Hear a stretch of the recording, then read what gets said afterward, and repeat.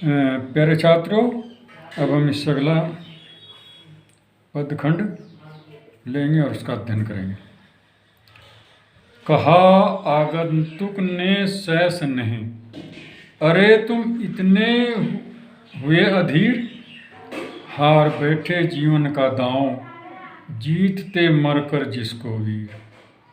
तप नहीं केवल जीवन सत्य, करुण यह अक्षणिक दीन अवसाद, तरल आकांक्षा से है भरा, सो रहा आशा का आला। जब मनु निराश हताश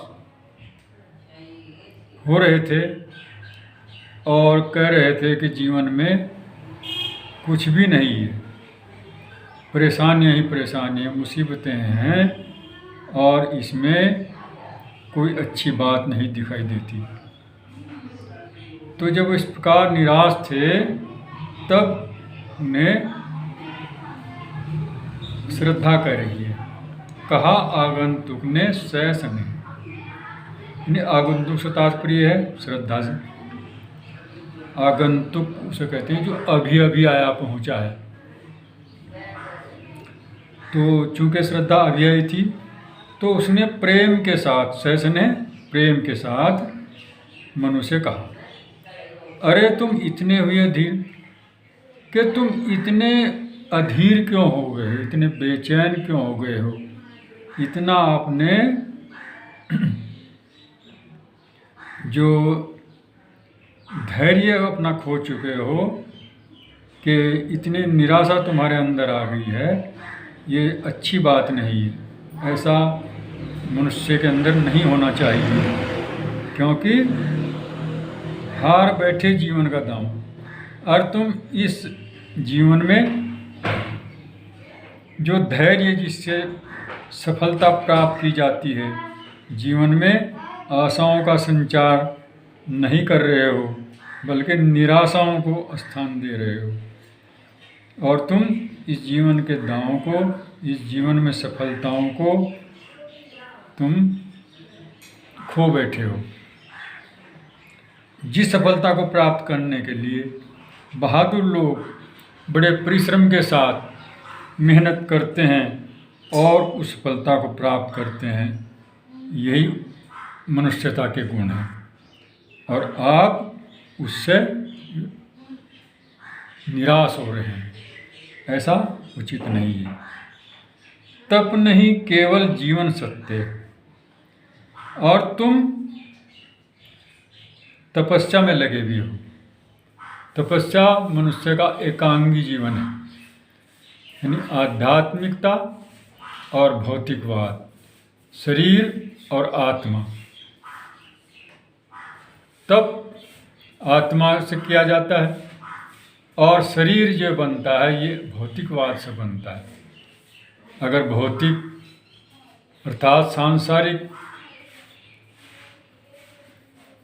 में हम नहीं घुसेंगे, मेहनत नहीं करेंगे, कर्म नहीं करेंगे, सफलताएं प्राप्त नहीं करेंगे, तो हम जीवन में कामयाब नहीं हो सकते, क्योंकि आत्मा भी शरीर में ही रहने का एक स्थान है, और जब हम शरीर की ओर ध्यान नहीं देंगे, सिर्फ आत्मा की ध्यान देंगे, तो हमारा जीवन एकांगी होगा। इसलिए वो कहती है कि तप नहीं केवल जीवन सत्य है। ये जो जीवन है इससे शरीर बनता है और इसकी मनोकामनाएं पूरी होती हैं, आशाएं पूरी होती हैं, वो सत्य है, उसको झुठला नहीं सकता। हालांकि चाहे कितनी भी इससे विरक्ता की जाए, लेकिन इसको हम नहीं छोड़ सकते। करुण यह अक्षणिक दीन अवसाद, और तुम्हारा जो ये अवसाद है, तुम्हारा जो दुख है, ये करुणा और दीनता जो तुम्हारे अंदर भरी हुई है, ये तो अक्षणिक है, थोड़ी देर के लिए है, ये हमेशा रहने वाली नहीं है। और ये तो जब आदमी मेहनत करता है, परिश्रम करता है, तो सब दूर हो जाती है। तरल आशा आकांक्षा से भरा, सो रहा आशा का हालात, यानी इस जीवन में तरल आकांक्षाएं, यानी बहुत अच्छी अच्छी कामनाएं, अच्छे अच्छे प्रगति के आगे बढ़ने के जो अवसर हैं वो इसी से मिलते हैं।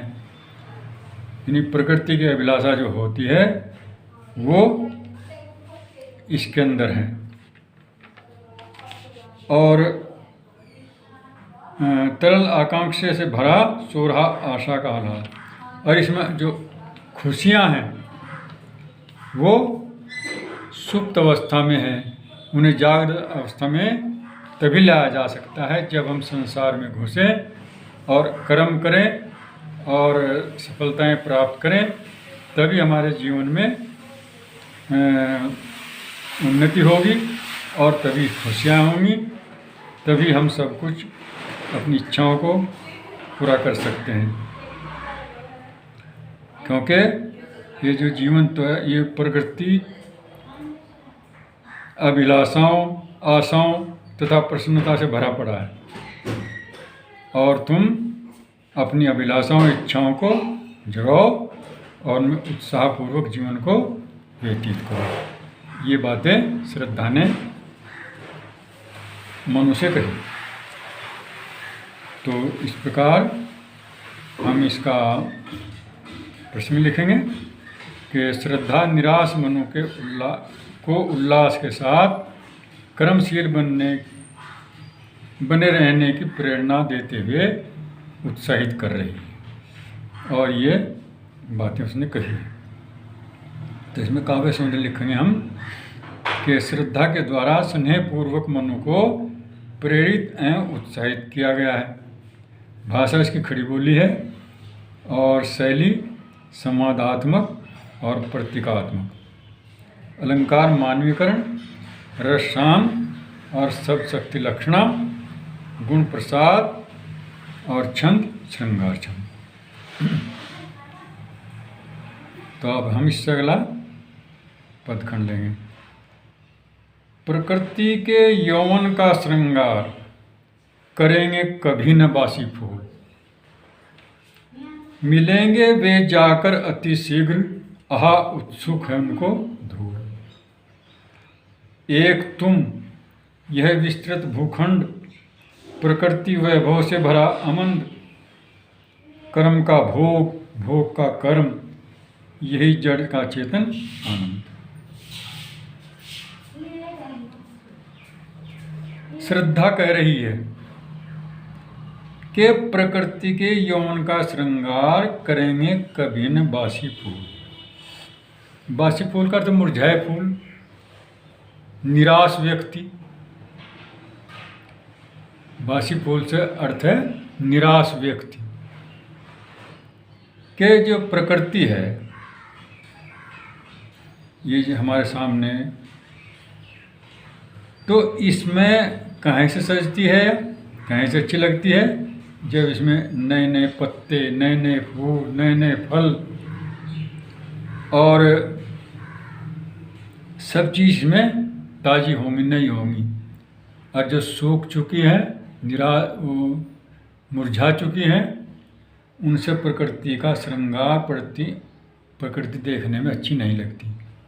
एक पेड़ को अगर हमें पुष्पित और फलित देख करके जिस प्रकार खुश होते हैं, प्रकृति को इसी दशा में देख करके मनुष्य खुश होता है। और सूखे हुए मुरझाए पत्ते से पेड़ अच्छा नहीं लगता। तो इससे यही तात्पर्य है कि इस प्रकृति का, इस संसार का, के यौवन का श्रृंगार कौन करेंगे? आशावादी लोग। निराशावादी नहीं कर सकते, मुरझाए फूल नहीं कर सकते, बल्कि जो धैर्यशाली पुरुष हैं, कर्मठ पुरुष हैं, परिश्रमी पुरुष हैं, उनसे ये संसार सजेगा।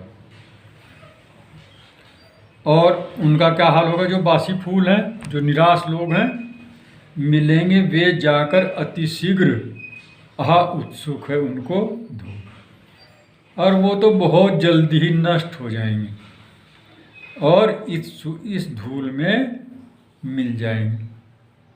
जिस तरह फूल जो है मुरझा करके धूल में मिल जाता है। इस प्रकार जो निराश लोग हैं वो तो बहुत जल्दी ही नष्ट हो जाएंगे, संसार में वही जीवित रहेंगे जो धैर्यशाली कर्मठ परिश्रमी लोग होते हैं। एक तुम, यह विस्तृत भूखंड और तुम एक हो, और ये इतना बड़ा विस्तृत ये जो भूखंड है, यानी ये जो पृथ्वी का टुकड़ा है, ये पृथ्वी जो है कितना बड़ा ये भाग है, तो बहुत बड़ा भूमि का भाग, और तुम एक हो। प्रकृति वैभव से भरा आनंद, और इसमें कितना प्राकृतिक वैभव, कितनी प्राकृतिक संपदा इसके अंदर भरी हुई है, इसका तुम्हें ज्ञान नहीं। जरा इस पर विचार करो। हर प्रकार की चीज़ें इसके अंदर हैं, इसके धरती में, इसके आसमान में, इस धरती में से कितनी फसलें पैदा हो रही हैं, धरती के अंदर कितने खनिज पदार्थ आदि इसमें भरे पड़े हैं। अर्थात कहने का तात्पर्य है कि इस पृथ्वी में बहुत बड़ा धन संपत्ति, बहुत बड़ी संपदा इसमें भरी पड़ी है। लेकिन उसका उपयोग कब हो सकता है? जब कर्मशील होकर के हम इसमें लगेंगे और उनको प्राप्त करेंगे। निराशा से कुछ नहीं होने वाला है। कर्म का भोग, भोग का कर्म, यही जड़ चेतन का आनंद। ध्यान से समझ लीजिए। कर्म का भोग यानी इसका मतलब है कि जो हम करते हैं, जो हमने किया है, जन्म जन्मांतरों में जो हम कर्म करते हैं, उनका हम भोग भोगते हैं। यानी मनुष्य जैसा कर्म करता है उसका वैसा ही उसका वैसा ही भोग करता है। तो जो हमने कर्म किए हैं वो उनके अनुसार ही हमें भोग मिल रहा है, और बिना किए कुछ नहीं मिलता। अगर कर्म नहीं करेंगे, कर्म अक्षीण हो जाता है, तो हमारा भाग्य भी अक्षीण हो जाता है, हमें कुछ नहीं मिलने वाला। भोग का कर्म, और जो कर्म कर रहे हैं उनका हम आगे भोग करेंगे।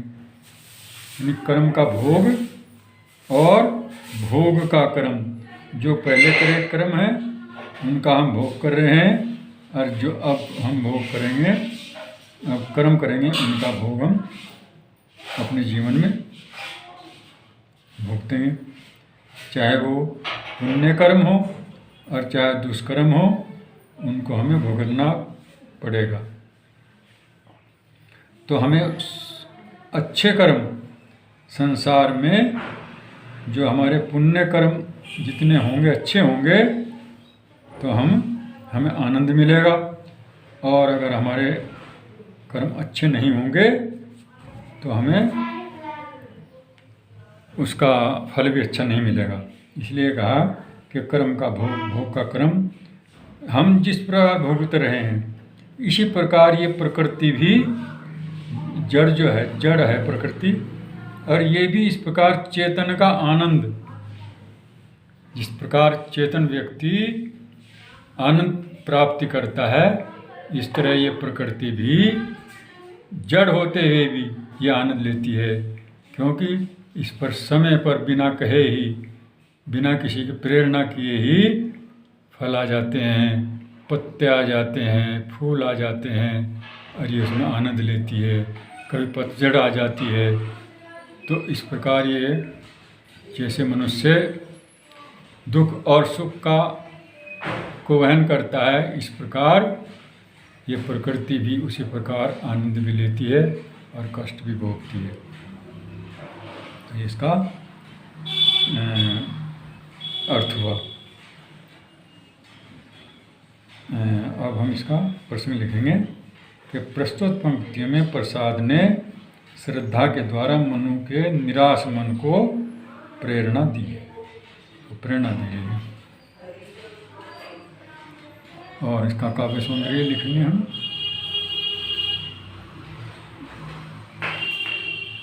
कवि ने निराश व्यक्तियों की बासी फूल से तुलना करते हुए उन्हें उल्लास में बने रहने का प्रभावकारी संदेश दिया है।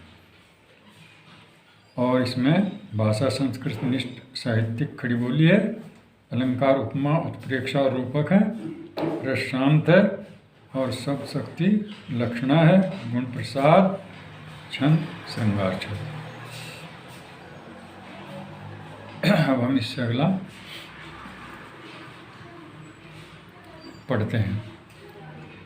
अकेले तुम कैसे असहाय यजन कर सकते तुच्छ विचार, तपस्वी आकर्षण से हीन कर सके नहीं आत्म विस्तार।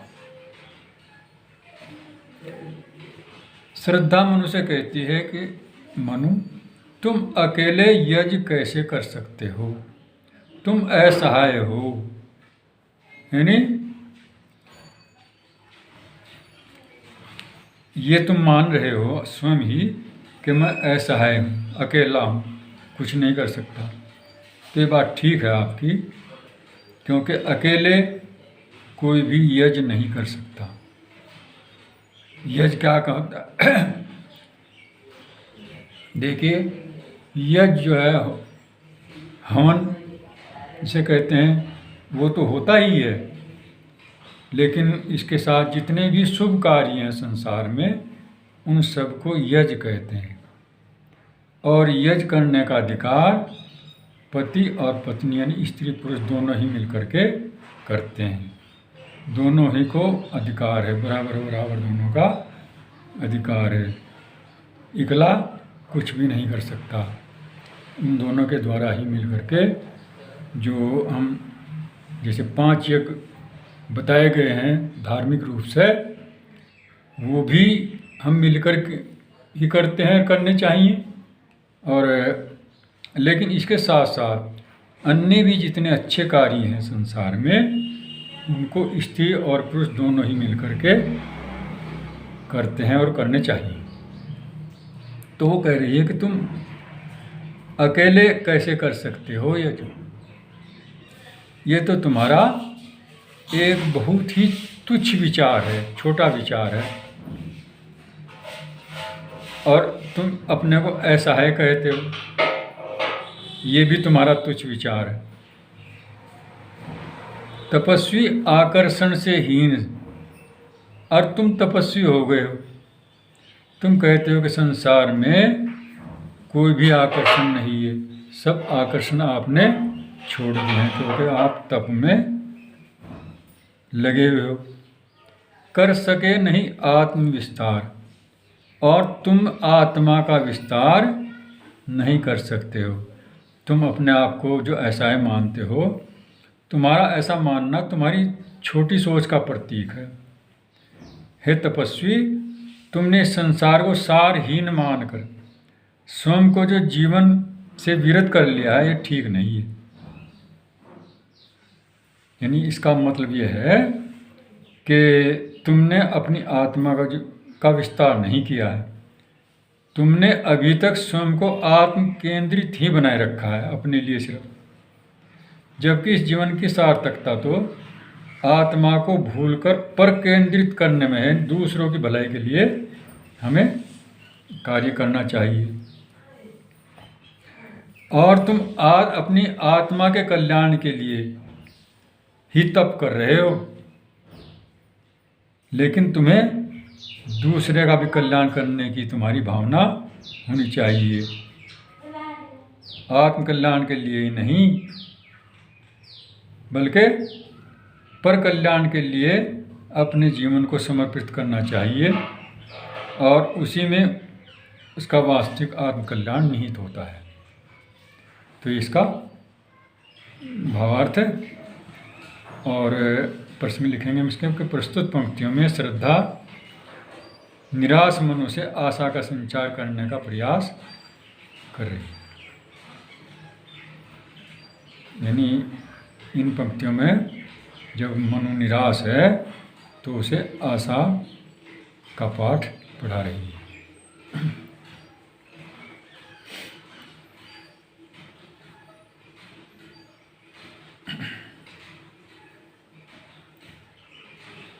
तो इसका काव्य सौंदर्य हम लिखेंगे कि इसकी भाषा परिष्कृत खड़ी बोली है, शैली प्रबंधात्मक है, रस शांत है, छंद वही श्रृंगार छंद है, गुण प्रसाद और सब शक्ति लक्षण। अब हम इससे अगला पद खंड लेंगे और इसका भावार्थ करेंगे। समर्पण लो सेवा का सार, सजल संस्कृति का यह पतवार। आज से यह जीवन उत्सर्ग, इसी पद तल में विगत विकार। बनो संस्कृति के मूल रहस्य, तुम्ही से फैलेगी है बेल। विश्व भर सौरभ से भर जाए, सुमन से खेलो सुंदर खेल। श्रद्धा मनुष्य कहती है,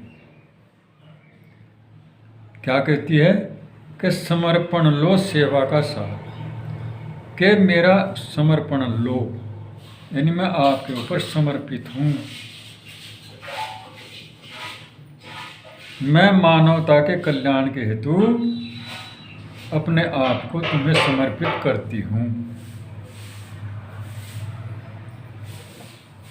और तुम्हारी जीवन संगनी बनकर मैं तुम्हारे साथ साथ मानवता की सेवा करना चाहती हूँ। ये किसने कहा?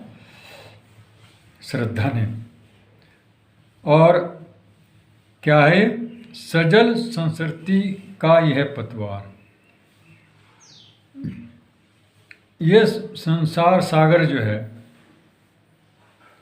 सजल सागर संस्कृति यानी संसार सागर से पार उतरने का एक तरीका है, एक साधन है। ये सार है सेवा का कि हम जब दोनों मिलकर के किसी कार्य को करेंगे तो हम इस संसार सागर से पार उतर जाएंगे। आज से यह जीवन उत्सर्ग, इसी पद तल में विगत विकार। तो आज से यानी वो कह रही है कि ये जो मेरा जीवन है ये आपके लिए समर्पित है आज से, और मैंने अपना जीवन तुम्हें बलिदान कर दिया है, आपके ऊपर न्यौछावर कर दिया है। और मैं इसी पद तल में विगत विकार, और जो हमारे पहले जो पाप और दोष हैं वो इसी में आपके साथ मिलकर रहने में ही वो हम दोनों के पाप भी नष्ट हो जाएंगे। तो बनो संस्कृति के मूल रहस्य, और इस संसार के तुम मूल रहस्य बनो, अर्थात वास्तविक आधारशिला संसार की बनो।